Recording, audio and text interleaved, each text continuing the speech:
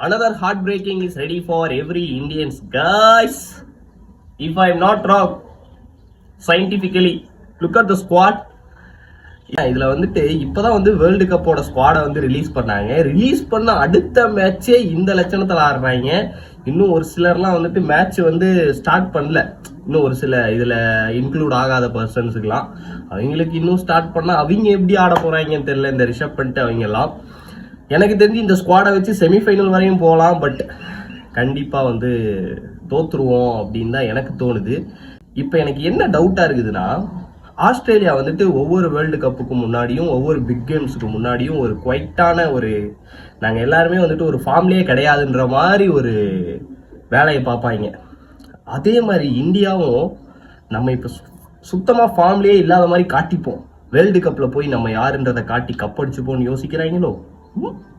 வாய்ப்பில்லை ராஜா.